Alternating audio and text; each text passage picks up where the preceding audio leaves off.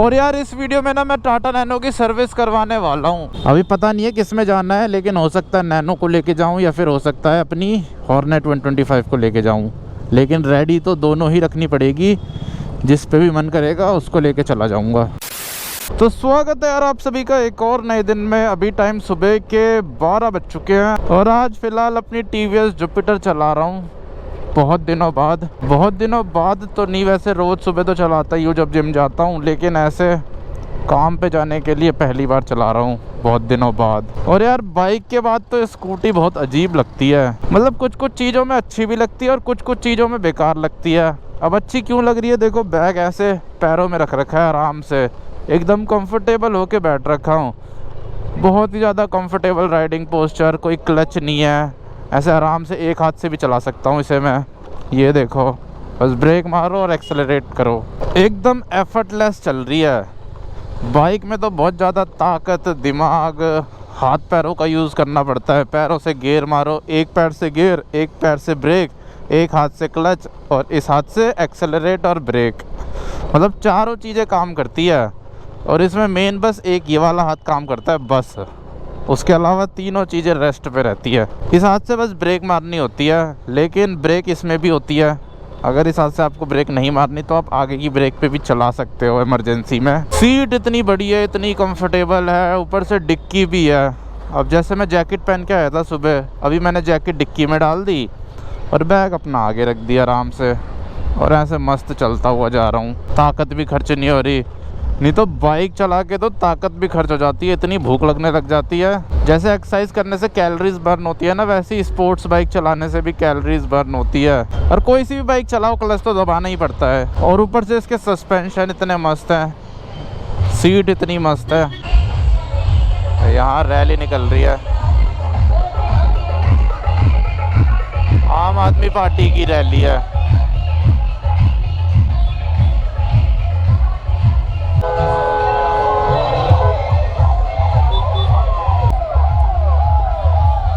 Fronx तक में hooter लगा रखा है और टू टू टू टू बजा रहे हैं। मज़े हैं यार इनके भी, आराम से बस ऐसे ही टाइम पास करो, इसके ही पैसे मिलते हैं। पॉलिटिक्स में भी पैसा सही है, यही सोच के तो सब लोग पॉलिटिक्स ज्वाइन करते हैं। पर असली में पॉलिटिक्स ये सोच के ज्वाइन करनी चाहिए कि हमें सेवा करनी है देश की और देश को आगे बढ़ाना है, मेन ये होता है। लेकिन ज़्यादातर लोग तो यही सोच के करते हैं कि पैसा मिलेगा दबा के। टिकट खरीदते हैं, मान लो अगर 1 करोड़ की टिकट खरीद ली किसी ने, तो कम से कम वो 40, 50, 100 करोड़ वसूल लेता है, या फिर उससे ज़्यादा भी।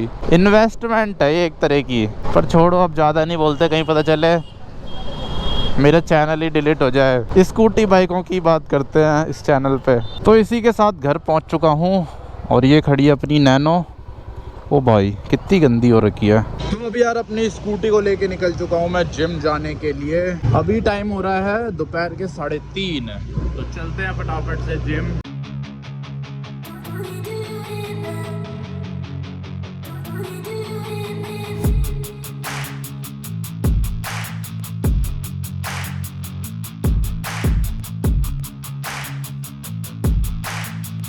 अभी टाइम शाम के 5 बज चुके हैं और 5 बजे अपनी प्यारी सी हॉर्नेट 125 को लेके निकल चुका हूँ मैं घर से, जो कि देखो कितनी ज़्यादा चमचमा रही है। आज फाइनली मैंने साफ़ कर दी है, बहुत ज़्यादा गंदी हो रही थी। एक तो यार दिल्ली में धूल मिट्टी इतनी होती है, हर दिन गाड़ी गंदी हो जाती है। अब जैसे मैंने अभी साफ़ कर दी ना, कल इसी टाइम तक ये धूल से भर जाएगी, इतनी धूल उड़ती है हमारे यहाँ, पता नहीं क्या दिक्कत है। पर यार ये गाड़ी बहुत ज़्यादा तगड़ी लगती है। वैसे तो गंदी भी अच्छी लगती है देखने में, लेकिन साफ़ होके तो और ज़्यादा मस्त लगती है। इसका कलर बहुत तगड़ा है यार, चाहे कोई कुछ भी कहे। इसके जैसा कलर नहीं मिलेगा आपको सेगमेंट में किसी और बाइक में। बहुत तगड़ा कलर दे रखा है कंपनी ने। और एक भाई पूछ रहे थे कि आप अपनी बाइक कैसे साफ़ करते हो, आपकी बाइक इतनी चमकती कैसे रहती है, वो बताओ हम लोगों को। तो यार मैं बाइक साफ़ करने के लिए बहुत ही ज़्यादा सिंपल तरीका यूज़ करता हूँ।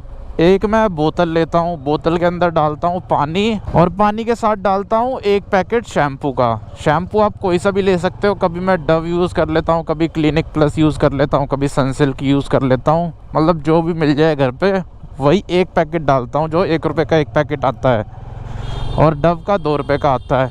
वो डालना है आपको 1 लीटर पानी में। 1 लीटर की जो पानी की बोतल होती है। और बोतल आपको स्प्रे वाली यूज़ करनी है, स्प्रे बोतल जिसमें ऊपर स्प्रे हो। फिर ये दोनों चीज़ें डाल के ना अच्छे से शेक कर लेना है बोतल को, तो अंदर ना झाग बन जाएगा। और फिर वो पानी स्प्रे करना है आपको अपनी बाइक में, और साथ साथ एक माइक्रोफाइबर क्लॉथ से क्लीन करते जाना है। माइक्रोफाइबर क्लॉथ भी चाहिए एक। तो सबसे पहले तो ये बॉडी वाले पार्ट जो है इन्हें क्लीन कर लेना है। उसके बाद जो इंजन से रिलेटेड पार्ट है, उसके बाद टायर, एलॉय व्हील्स। वैसे इंजन से रिलेटेड पार्ट तो मेरे से हो नहीं पाते अच्छे से साफ, उनमें बहुत झंझट है। और जैसे ये तार वगैरह हो गई, बटन हो गए, इनमें मेरे को बहुत झंझट लगता है। तो इन सब चीज़ों से साफ़ करोगे ना आपकी बाइक एकदम शीशे की तरह चमक जाएगी, बाइक भी और कार भी। और ज़्यादा पानी भी खर्च नहीं होता, बस 1 लीटर पानी में साफ़ हो जाती है पूरी बाइक। लेकिन अगर आपकी बाइक में कीचड़ जम रखा है बहुत सारा, तो वो आप साफ़ नहीं कर सकते इस तरीके से। उसके लिए तो आपको बाइक वॉश करानी पड़ेगी, या तो उसके लिए एक प्रेशर वॉशर चाहिए होगा। और यार इस वीडियो में ना मैं जाऊंगा टाटा नैनो के लिए कुछ सामान लेने के लिए, मतलब मेरे को उसकी सर्विस करानी है, तो उसके लिए सामान लेने जाना है। Engine oil, air filter, oil filter, उसके अलावा स्पार्क प्लग हो गए और कूलेंट हो गया। तो ये सारी चीज़ें मेरे को लेने जानी है। वैसे तो मैं अभी चला जाता, लेकिन यार मेरे पे अभी स्कूटी नहीं है, मेरे पे ये बाइक है, इसमें सामान ही नहीं आता। कहाँ रख के लाऊंगा मैं इतना सारा सामान? अगर मैं एक बैग ले जाता भी हूँ तो उसमें तो बस इंजन ऑयल आ पाएगा, वो भी पता नहीं आ पाएगा या नहीं आ पाएगा। तो इसीलिए ये सारा सामान बाइक पे तो आ नहीं पाएगा। लेकिन अभी मेरे पापा आ जाएंगे ना स्कूटी लेके, तो तब स्कूटी लेके जाऊँगा। ओहो, ये क्या हो रखा है रोड का हाल।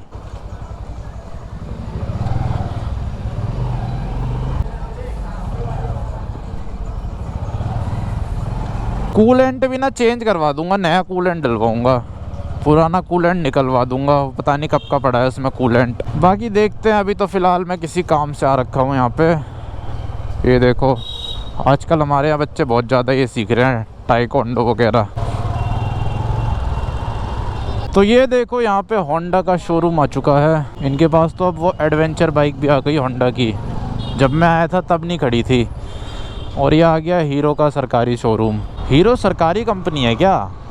इनके शोरूम सरकारी ऑफिस जैसे क्यों लगते हैं?